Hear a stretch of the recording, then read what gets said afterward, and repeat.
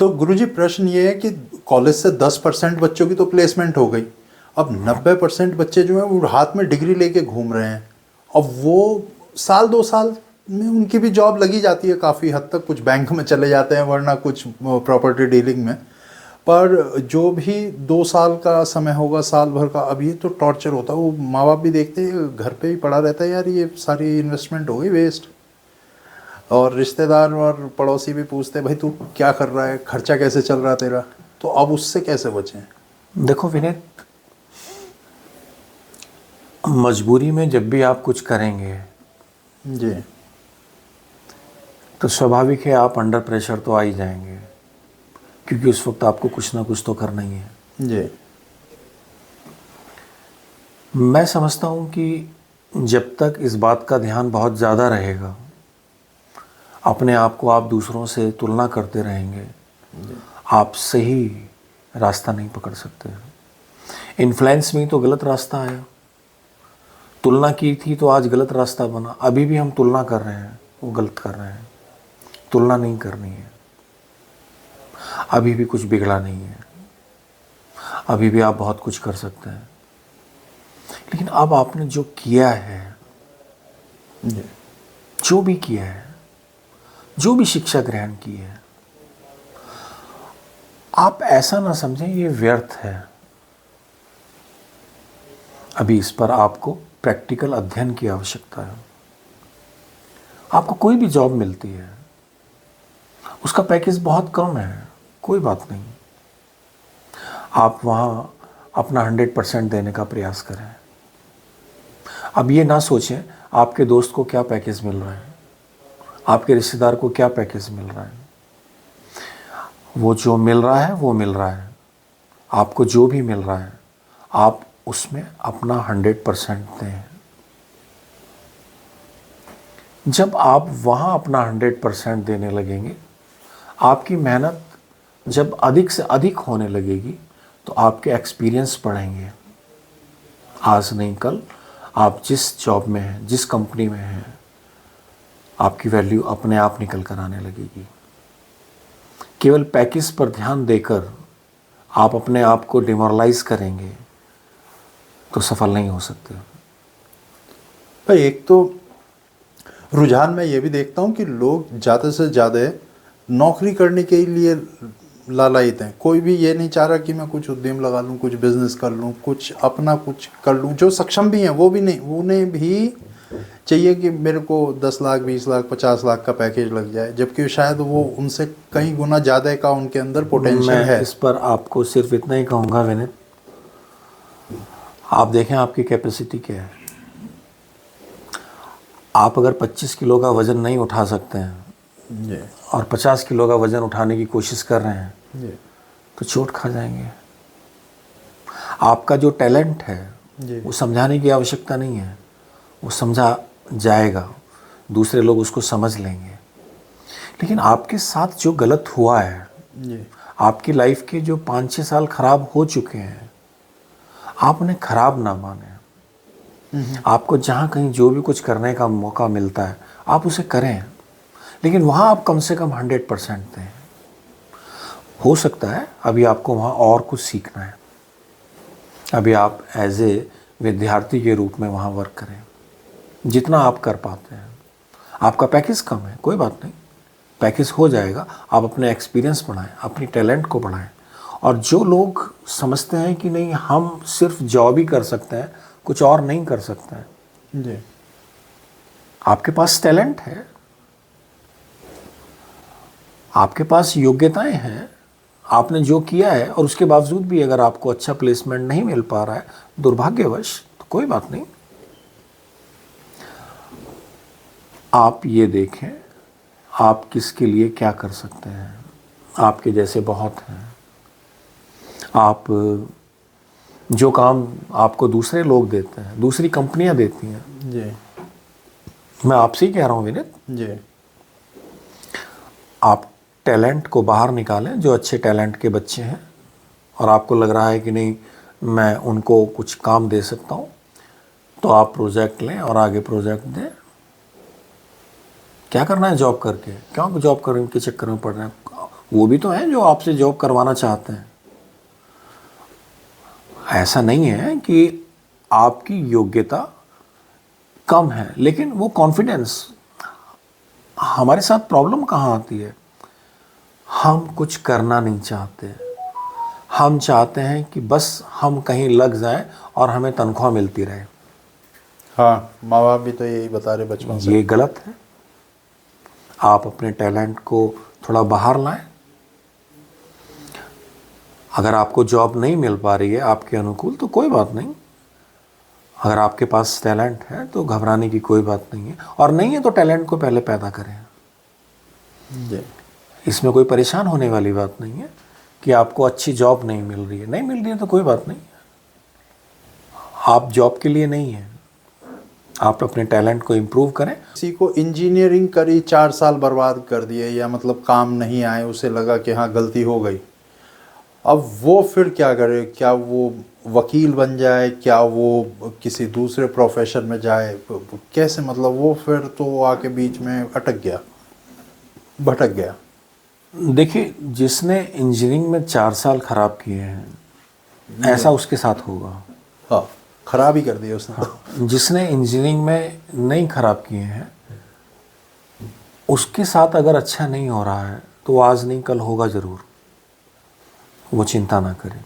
जी। लेकिन जिनकी प्रॉब्लम ये है कि वो इंजीनियर बनना ही नहीं चाहते थे, हाँ। उन्होंने 4 साल खराब कर दिए, कोई बात नहीं, बिल्कुल चिंता ना करें। मैं चाहूँगा आप जैसे किसी एस्ट्रोलॉजर को अपनी हॉरोस्कोप दिखाएं। जी। आप जैसा विद्वान कम से कम ये ज़रूर बताए कि आप हैं किसके लिए, आपके लिए आगे क्या करना उचित होगा। जी। देखो, ज्योतिष जब इंसान भटक जाता है तो वो उसको मार्ग देता है। जी। हमारे यहाँ ज्योतिष को वेदों का नेत्र कहा गया है।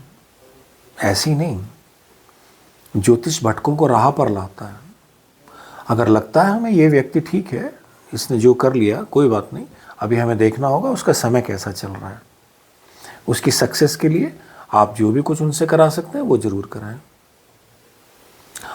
और मैं तो ये कहूँगा कि आने वाले कल में जो आज फ्रांस में होता है, मेडिकल साइंस में एस्ट्रोलॉजी को कंपलसरी किया हुआ है। हाँ। मैं तो चाहता हूँ कि एस्ट्रोलॉजी को हर विषय पर कंपलसरी होना चाहिए। बच्चा खुद महसूस कर पाए कि मैं अपनी ज़िंदगी में जो करने जा रहा हूँ, क्या मेरी हॉरोस्कोप मुझे सपोर्ट करती है। और ये चीज़ बचपन से होनी चाहिए। विनीत, आज हम जिस दुर्भाग्य को झेल रहे हैं उसके पीछे बहुत बड़े षड्यंत्र रचे गए हैं। ज्योतिष हमारे यहाँ विद्यालयों में हुआ करता था, स्कूल में हुआ करता था, हर कोई व्यक्ति ज्योतिष के संपर्क में था। ज्योतिष केवल एक विषय ऐसा नहीं है जहाँ पर हम ज्योतिषियों के पास जाते हैं ये पूछने के लिए बच्चे कब होंगे, शादी कब होगी, दुकान कैसी चलेगी, जॉब। ये एक अध्याय है, इसका उत्तर दिया जा सकता है। लेकिन ज्योतिष का जो सबसे बड़ा रोल है वो सिर्फ एक ही है, हमारे यहाँ विवाह सही हो, संतान सही हो, एक संस्कार, एक संस्कृति को उत्थान दिया जाए। बच्चों के विषय में ज़्यादा सोचने की आवश्यकता नहीं है, वो कुछ भी कर लेंगे, अच्छा कर लेंगे। लेकिन जब बच्चे संस्कृति से भटक जाते हैं, परिवार से भटक जाते हैं, शिक्षा से भटक जाते हैं, तो उनके जीवन में डिप्रेशन पैदा होता है। अब हम क्या करें? ये डिप्रेशन आया कहाँ से? कोई 40 साल से ये डिप्रेशन को मैं देख रहा हूँ, इससे पहले कोई जानता भी नहीं था।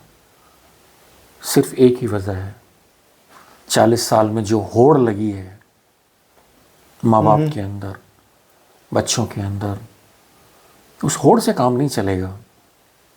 काम चलेगा केवल इस बात से कि आप अपनी योग्यता को समझें और उस पर काम करें। आप नहीं देखें किसी और को वो क्या कर रहा है। पर गुरुजी, यहाँ पे तो अब एक डिप्रेशन वो भी चल रहा है कि व्यक्ति पे जॉब भी है, अच्छा कंपनी भी है, अच्छा पैसा भी है, पर शायद वो इतना आत्म केंद्रित हो गया कि उसको किसी ने हल्की सी ठेस मारी, वो तो पंखे पे लटक गया। किसी को हार्ट अटैक पड़ गया, वो इतना ही काम करे जा रहा है, डर है, पता नहीं किस चीज़ का खौफ है कि रुक ही नहीं रहा वो, कि आप अपने लिए तो थोड़ा सा टाइम दो, समाज के लिए थोड़ा सा टाइम दो। पर शायद वो एक क्यूबिकल में बैठ के बस वो लगा हुआ है स्क्रीन में, घर जाके वो फिर कुछ OTT पे देख लिया, रील देख ली, यूट्यूब देख लिया, और उसका दिन पूरा हो गया। अब वो तो समाज से भी कट गया। आप सही कह रहे हैं विनीत। देखिए, हमारे यहाँ पर बच्चों को गुरुकुल भेजा जाया करता था जी।